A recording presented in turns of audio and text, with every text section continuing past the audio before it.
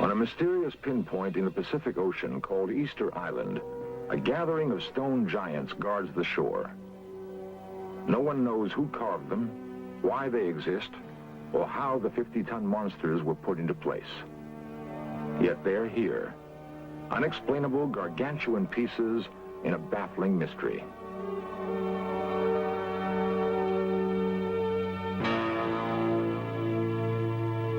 In the jungles of Central America, colossal stone heads were discovered 80 miles from where they were originally carved.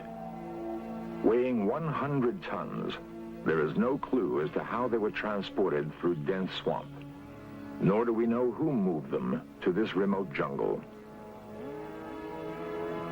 Long before the Egyptians built the pyramids, someone constructed a vast stone city atop a peak in the Andes.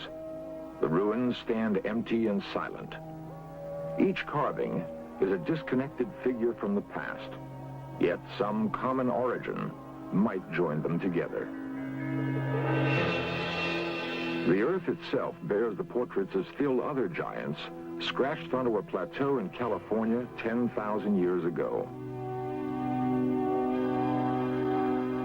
Others were etched with precision into an English hillside long before the building of Stonehenge.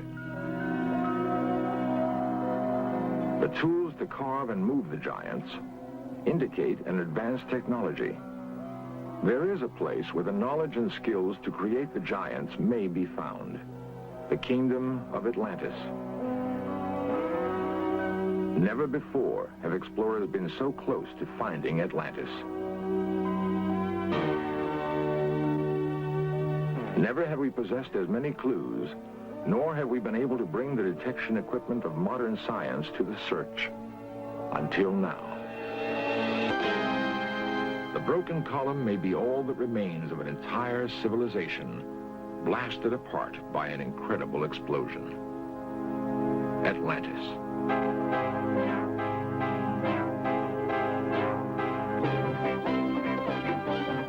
This series presents information based in part on theory and conjecture. The producer's purpose is to suggest some possible explanations, but not necessarily the only ones, to the mysteries we will examine.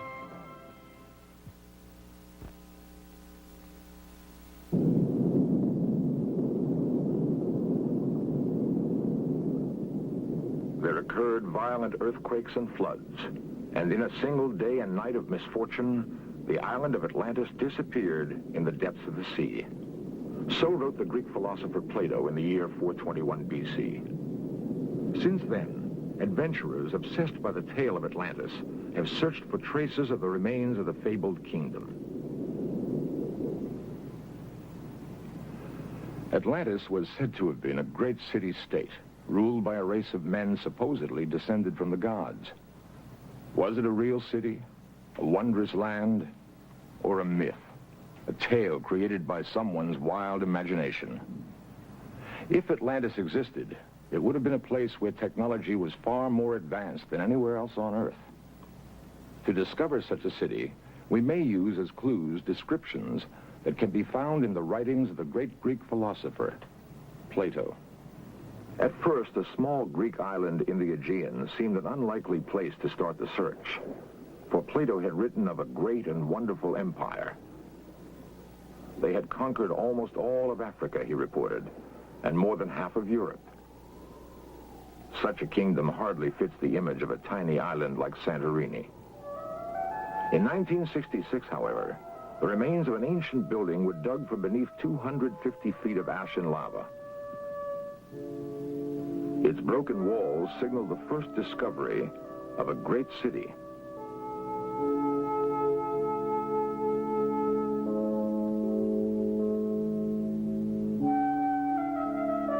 Today, only small villages cling to the Santorini mountainsides.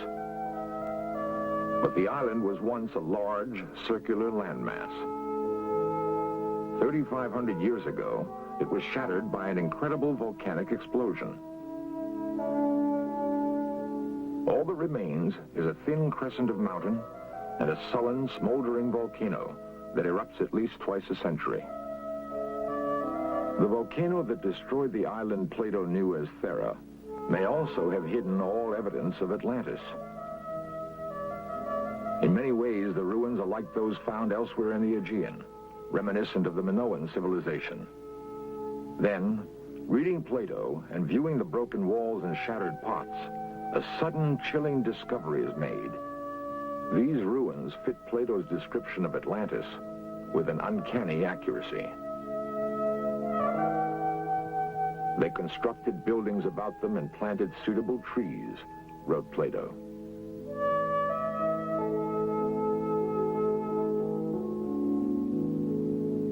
Whatever fragrant things there now are in the earth or woods, or essences which distill from fruit and flower, grew and thrived in that land. They had such an amount of wealth as was never possessed by kings and potentates, and is not likely ever to be again. The entire area was densely crowded and kept up a multitudinous sound of human voices, of din and clatter of all sorts, night and day. There were the king's baths, and there were separate baths for women, and to each of them they gave as much adornment as possible. There were many temples built and dedicated to the gods, also gardens and places of exercise. Plato tells us the citizens of Atlantis were skilled engineers, astronomers, and architects. He describes buildings and tools, and time after time we see in the ruins of Santorini the almost eyewitness accuracy of his account. The clockwork gears fished from the Aegean Sea are part of an ancient computer. It was used to plot the course of the planets and stars across the skies of Greece. The first modern computer was built in 1930, yet these gears were fashioned 2,000 years earlier. Based on a highly advanced understanding of physics, mathematics, and astronomy, there's nothing else like it in classical Greek technology, but it may have derived its origin from Plato's Atlantis.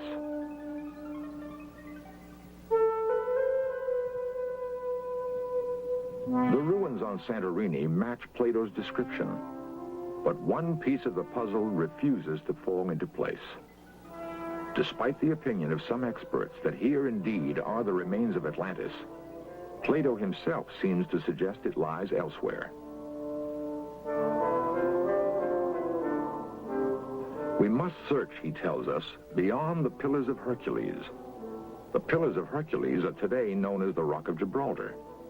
Therefore, Santorini, an island in the Aegean east of Gibraltar, could not be Atlantis. It must lie to the west, in the Atlantic Ocean. In a moment, we shall continue our search for Atlantis beneath the oceans, thousands of miles from Plato's ancient Greece.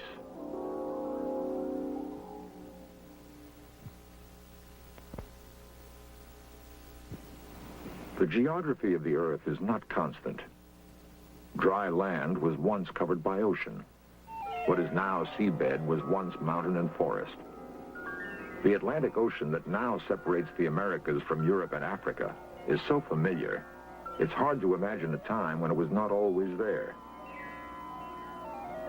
But once, a great landmass stretched over what is now the Atlantic Ocean, bridging the Mediterranean and the Caribbean. Beneath the surface of both of those seas are the broken remains of ancient cities. They may represent the eastern and western ports of Atlantis. The search for the eastern border of Atlantis begins just beyond Gibraltar in the Spanish city of Cadiz. Once a Phoenician port, Cadiz is among the oldest cities in Europe. Here, Dr. Maxine Asher of the Ancient Mediterranean Research Association met Spanish diver Francisco Salazar Casero.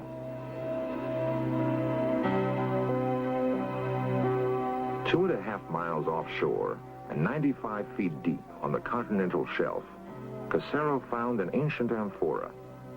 It had lain among the ruins of a city, older, he said, than any of the Greek and Phoenician remains in the area.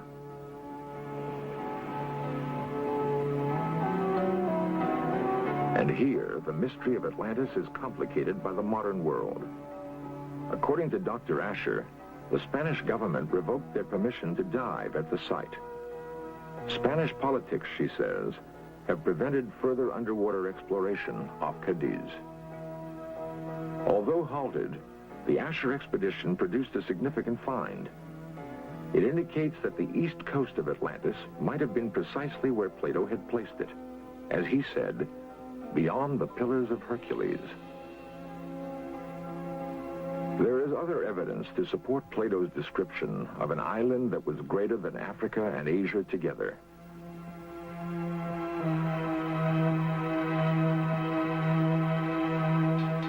Ancient maps have led geographers to explore the possibility that the Antarctic slowly drifted south in the wake of a massive upheaval.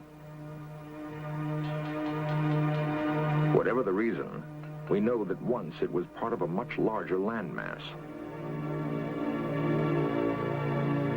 The western edge of that land may lie here, beneath the crystal waters of the Caribbean. The actual discovery, however, is no more astonishing than the man who predicted its very existence. These strange blocks were first seen in a vision by the most remarkable mystic of all time, Edgar Cayce. Edgar Cayce was known as the Sleeping Prophet.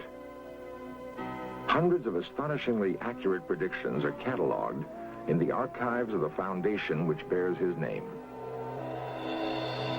In 1939, Edgar Cayce predicted the end of World War II and his own death. Both events, he said, would take place in 1945. He was right. He foresaw the freedom of India from England, the death of John Kennedy, and a number of geological changes that are still to take place. Edgar Cayce's most remarkable prophecy, however, concerns a lost kingdom. Geological upheavals, he said, would bring about the rediscovery of Atlantis. Cayce saw Atlantis breaking up into 5 islands. The largest he called Poseidia. And Poseidia will be among the first portions of Atlantis to rise again, expected in 68 or 69. That prediction was made in 1940. In 1967, a pilot flying over the Bahamas sighted a rectangular structure beneath the crystal clear waters. It was precisely where Cayce had said Atlantis would be, under the slime of ages of seawater, near what is known as Bimini, off the coast of Florida. And here they lie, huge white blocks chiseled with incredible precision and covering a large area of ocean bottom. No one knows how they got here 35 feet beneath the sea off the coast of Bimini. But here they are found. 2 possible explanations exist.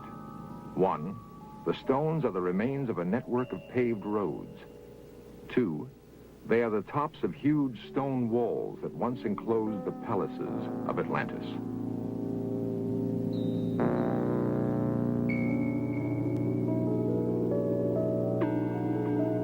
Author Peter Tompkins filmed the work of an expedition that hoped to locate Atlantis using clues from Cayce's writings. Aboard were Count Pino Turola, an Italian archaeologist, underwater explorer Dmitry Rebekov, and archaeologist Dr. David Zink. This expedition was to produce one of the most startling finds ever made in the search for Atlantis. Beyond the giant blocks, the divers discovered the remains of several ships. One had gone down in the year 1830. Beneath it lay the fragments of still another ship, one that had sailed the seas more than 3,000 years ago. Not a ship of Atlantis, certainly, but according to Yale's Dr. J. Manson Valentine, a voyager from Phoenicia. The Phoenicians were the greatest sea traders of ancient times. Their ships called at every port in the known world. Could it be that Phoenician traders came more than 5,000 miles from the site of classical Mediterranean civilization to deal with a rich and fabled kingdom?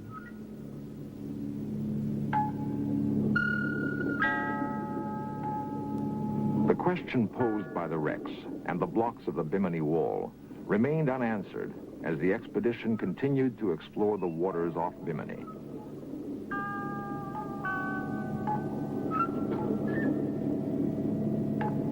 South of the wall, Pino Turola, a leading underwater explorer, discovered 4 marble columns. At first, it was thought they were bits of ballast from a wrecked ship. After days of diving and investigation, Turola developed a different theory. He believes that the columns could be 12,000 years old, actual relics of a center constructed in stone and marble. There are more tests to be made. Geologic dating of these and the expedition's other finds could confirm the explorers' theory that here is Atlantis. Here is the fabled world.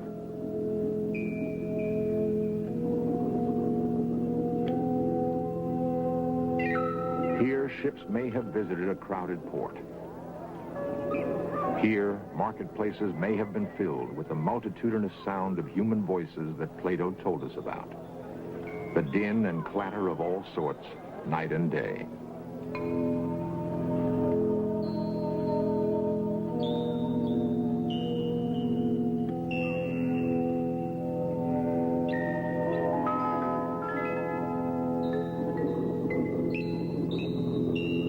The broken columns may be all that remains of an entire civilization blasted apart by an incredible explosion.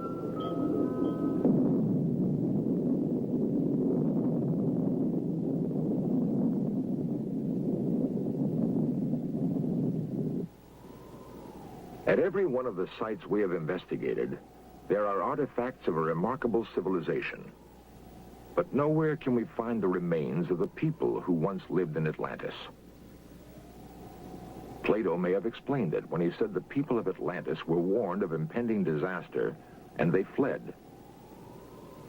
No one has ever investigated this aspect of Plato's account. But if it is correct, the clues to where the Atlanteans went next may be contained in the giant megaliths that guard the lonely outposts of the world. At Easter Island, atop the Andes at Tiahuanaco, in the jungles of Central America at La Venta, we can find the final clues to the mystery.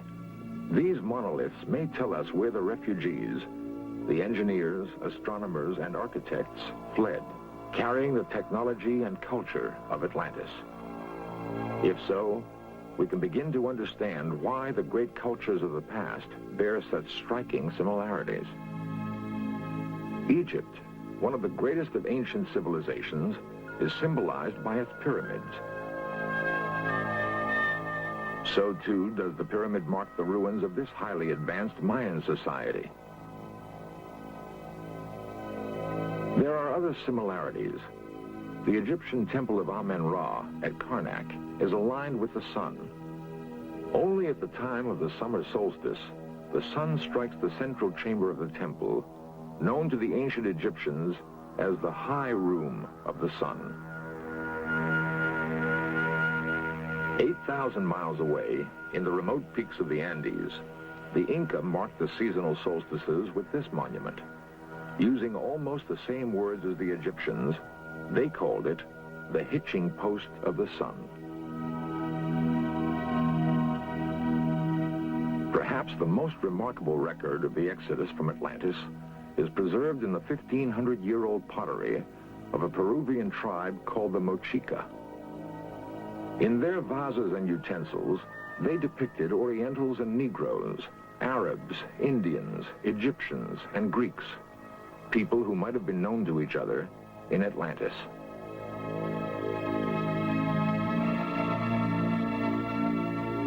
In the stones and bones of the past, we've made a startling discovery.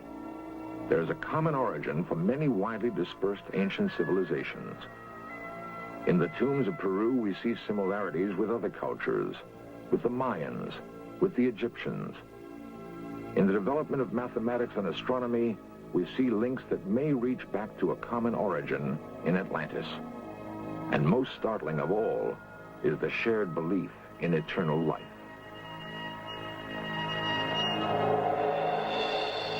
In fragrant linen, buried amidst the treasures of their world, they seek the hereafter, guided by their ancestral traditions. Perhaps their ancestors were the people of Atlantis. We have attempted to piece together the jigsaw puzzle of history that has been scattered by disaster. In so doing, we've found what may be the only remaining traces of the lost kingdom of Atlantis. Of one thing we can be certain: the memory of Atlantis is no myth. It is history.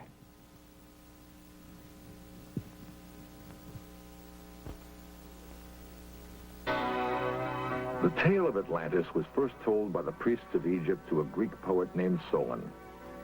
They assured him that the original archive containing the tale of Atlantis still existed. That was 3,000 years ago. In one of his last prophecies, Edgar Cayce said that the archives of Atlantis would one day be revealed in Egypt.